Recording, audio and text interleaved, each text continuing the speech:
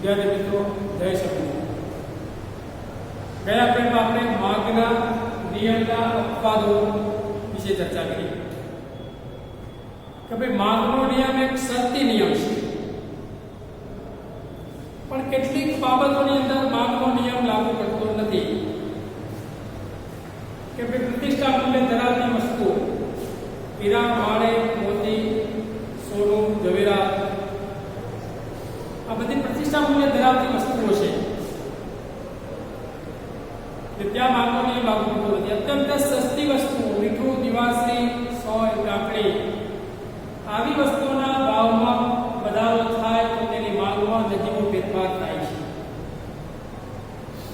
હલકા પ્રકારની વસ્તુનો ખ્યાલ રોબર્ટ ગિફને આપ્યો કે જ્યારે હલકા પ્રકારની વસ્તુની કિંમત ઘટે છે ત્યારે ગ્રાહકની વાસ્તવિક આવકમાં વધારો થાય છે, તેથી ગ્રાહક સારી ચીજ વસ્તુ, સેવા કે ખરીદવા પ્રેરાય છે. ત્યારબાદ ગ્રાહકોની રુચિ, પ્રસંગી, ફેશન, ટેવ કે જેમાં પણ ફેરફાર થવો જોઈએ નહીં, એમાં ફેરફાર થાય તો પણ માંગમાં ફેરફાર થાય છે. આજે આપણે જોઈએ છે માંગનું વિસ્તરણ અને સંકોચન, માંગનો વધારો અને ઘટાડો.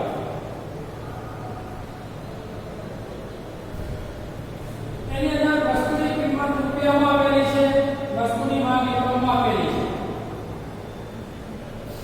માંગના નિયમ પ્રમાણે જો અન્ય પરિબળો યથાવત રહે તો વસ્તુની કિંમત વધતા માંગ ઘટે છે અને વસ્તુની કિંમત ઘટતા માંગ વધે છે. જે આપણને અનુસૂચિ બતાવે છે 5 રૂપિયા વસ્તુની કિંમત છે ત્યારે બજારમાં માંગ 1 એકમ છે, કિંમત ઘટીને 4 થઈ છે, માંગ વધીને 2 એકમ થઈ છે, કિંમત ઘટીને 3 થઈ છે, માંગ 3 થઈ છે, કિંમત ઘટીને 2 થઈ છે, માંગ 4 એકમ છે, કિંમત ઘટીને 1 થઈ છે ત્યારે માંગ 5 એકમ છે. તો જ્યારે વસ્તુની કિંમત 3 છે ત્યારે અને વસ્તુની કિંમત જ્યારે 5 થાય છે ત્યારે આપણે જોઈએ કે વસ્તુની કિંમત 5 થાય ત્યારે કિંમત વધે એટલે માંગનું સંકોચન 3 વખત 1. વસ્તુની કિંમત 3 ઉપરથી 1 રૂપિયા કિંમત થઈ છે ત્યારે કિંમત ઘટી છે, જે માંગનું વિસ્તરણ છે. તો વિસ્તરણ અને સંકોચન આકૃતિ દ્વારા સમજીએ તો OS દરી ઉપર વસ્તુની માંગ એકમમાં દર્શાવી છે, OY દરી ઉપર વસ્તુની કિંમત રૂપિયામાં દર્શાવેલી છે. A, B અને C વૈકલ્પિક સંયોજનો છે જે B થી A વચ્ચેનું અંતર માંગનું સંકોચન બતાવે છે, જ્યારે B થી C વચ્ચેનું અંતર માંગનું વિસ્તરણ બતાવે છે. જ્યારે વસ્તુની કિંમત 3 રૂપિયા છે ત્યારે માંગ 3 એકમ છે, જે B બિંદુ દર્શાવે છે. જ્યારે વસ્તુની કિંમત વધીને 5 રૂપિયા થાય છે ત્યારે જે A બિંદુ દર્શાવે છે, જે માંગ સંકોચાઈ 1 થાય છે. જ્યારે વસ્તુની માંગ 5 એકમ છે ત્યારે વસ્તુની કિંમત 1 જે માંગનું વિસ્તરણ કરે છે.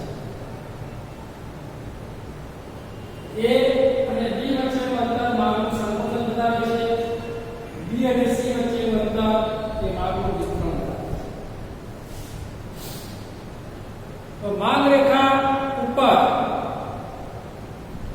ડાબી બાજુ તરફ નીચે જમણી બાજુ તરફ ઢળે છે. ડાબી બાજુ તરફથી નીચે જમણી બાજુ તરફ ઢળતી આ રેખા કે જે માંગનું વિસ્તરણ અને સંકોચન બતાવે છે.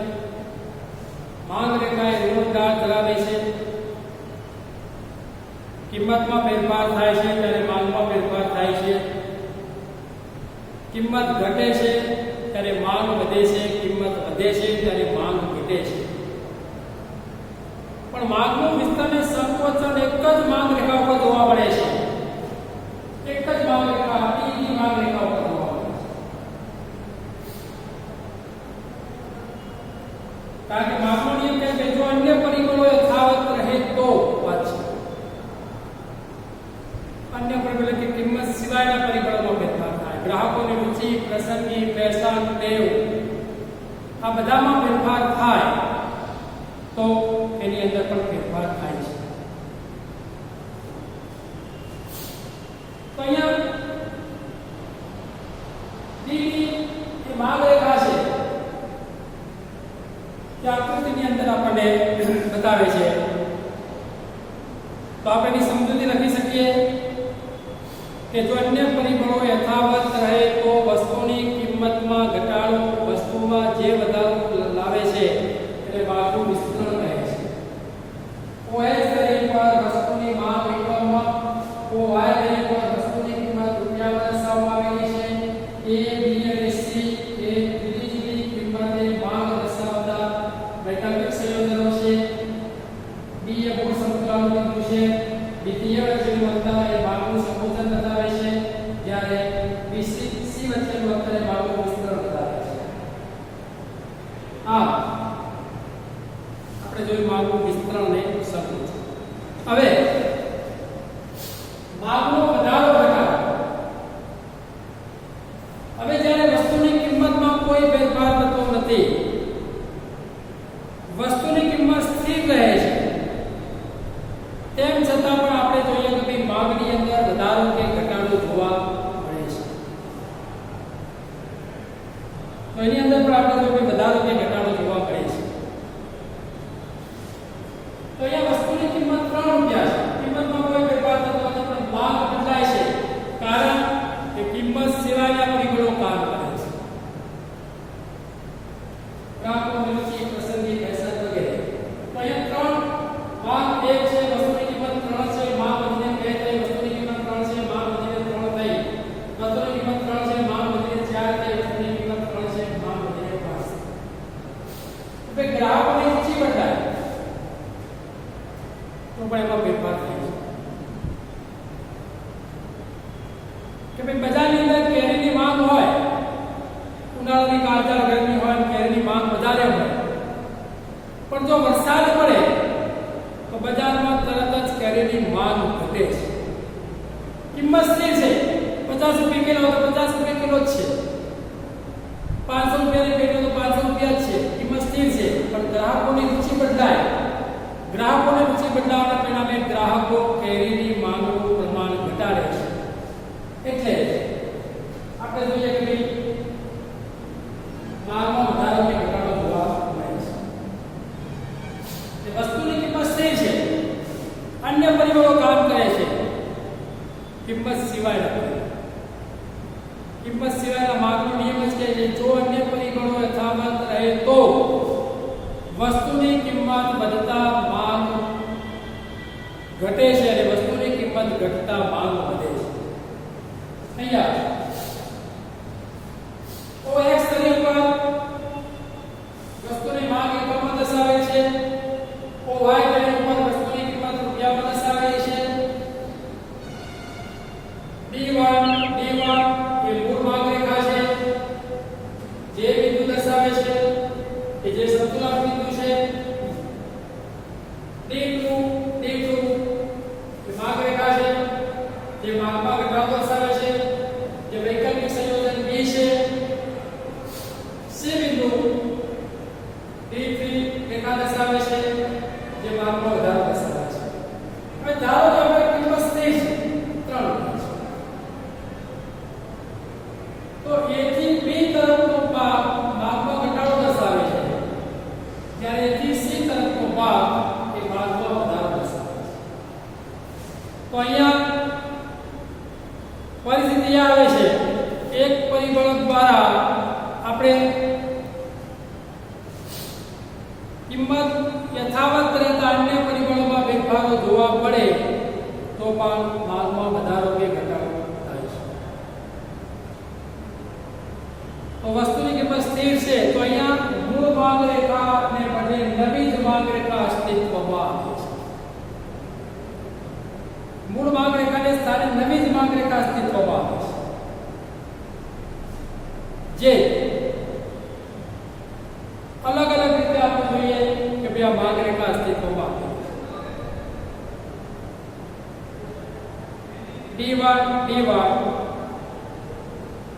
એ બિંદુ પર, D2 D2 D બિંદુ પર અને D3 D3 C બિંદુ. તો બિંદુ A થી B માંગમાં ઘટાડો દર્શાવે છે જ્યારે A થી C માંગમાં વધારો દર્શાવે છે. પણ ક્યારે વસ્તુની કિંમત યથાવત રહે તો માંગ રેખા તરફનો સ્થાન ફેર જોવા મળે છે. માંગમાં વધારો કે ઘટાડો એકથી વધુ માંગ રેખા દ્વારા જાણી શકાય છે. તો માંગ રેખા મૂળ માંગ રેખાથી જમણી તરફ સ્થાન બદલે છે, જ્યારે માંગમાં ઘટાડો થતો એ માંગ રેખા મૂળ સ્થાનેથી ડાબી બાજુ તરફ જાય છે. ડાબી બાજુ બતાવે છે. તો આ પ્રમાણે આઈએમપી છે માંગનું વિસ્તરણને સંકોચન, માંગમાં વધારોને ઘટાડો, અન્ય પરિબળો યથાવત રહે તો. હવે વાત આવે વ્યક્તિગત માંગ અને બજાર ભાવ. વ્યક્તિગત માંગ વસ્તુની કિંમત A વ્યક્તિની માંગ, B વ્યક્તિની માંગ, C વ્યક્તિની માંગ અને B અને C ત્રણેય વ્યક્તિની કુલ બજાર ભાવ 10. વસ્તુની કિંમત 10 રૂપિયા છે ત્યારે A વ્યક્તિની માંગ 1 એકમ છે, B ની માંગ 2 એકમ છે, C ની માંગ 3 એકમ છે. તો કુલ ત્રણેય વ્યક્તિની કેટલી થઈ? 6. 1 2 3 6. વસ્તુની કિંમત ઘટીને 8 રૂપિયા થઈ. તે A ની માંગ 2, B ની માંગ 3, C ની માંગ 4. 2 3 5 ને 4 9. બજાર ભાવ કેટલી કુલ 9. વસ્તુની કિંમત ઘટીને 6 રૂપિયા થાય છે. તો એની માંગ 2 ઉપરથી 3, 3 ઉપરથી 4, B ની, C ની 4 ઉપરથી 5. 5 થી 4 ઉપરથી 3 12. વસ્તુની કિંમત ઘટીને 4 રૂપિયા થાય છે. તો એની માંગ 3 ઉપરથી 4, 4 ઉપરથી 5, 5 ઉપરથી 6. 5 થી 4 ગયો 6 15. વસ્તુની કિંમત 2 રૂપિયા થાય છે. ત્યારે માંગ 4 ઉપરથી 5, B ની 5 ઉપરથી 6 અને C ની 6 ઉપરથી 7. 7 ને 7 ને 5 18. તો એ પણ માંગનો નિયમ બતાવે છે આપણને અન્ય પરિબળો યથાવત રહે તો. વસ્તુની કિંમતમાં જ્યારે ઘટાડો થાય છે ત્યારે દરેક વ્યક્તિની માંગમાં વધારો થાય છે. દરેક વ્યક્તિની માંગ શું થઈ જાય છે? વધે છે. એ શું બતાવે છે આપણને? વ્યક્તિગત માંગ અને બજાર માંગ. બજારમાં એટલે બજારનો સરવાળો A, B અને C દરેકની માંગનો સરવાળો. તો એને આપણે કહેવાય બજાર. હવે દરેકની આપણે અલગ અલગ પ્રકારની આકૃતિ આપી. A વ્યક્તિની બજાર ભાવ, B વ્યક્તિની માંગ રેખા, C વ્યક્તિની માંગ રેખા અને D. જે પ્રમાણે આપણે માંગના નિયમમાં આકૃતિ છે એ પ્રમાણે આકૃતિ દોરીશું. વસ્તુની કિંમત લઈએ હોય શરીરમાં એ પ્રમાણે એની માંગ, B ની માંગ માટે દરેક અલગ અલગ આપણે કુલ આવી રીતે 4 તો ચારે આકૃતિઓ આપણે એની દોરી શકીએ. જુદી જુદી કિંમતે બજારમાં A વ્યક્તિની, B વ્યક્તિની, C વ્યક્તિની.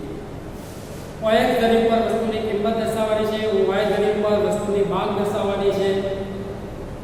જુદી જુદી કિંમતના વૈકલ્પિક સંયોજનો છે એ પ્રમાણે આપણે જોયેલી દરેક આકૃતિ એની અંદર આપણે લઈ શકીએ. દરેકને આપણે માંગ રેખાની જે આકૃતિ છે એવી જ આકૃતિ બનશે. એનો ઢાળ પણ એ પ્રમાણે રહેશે. માંગ રેખા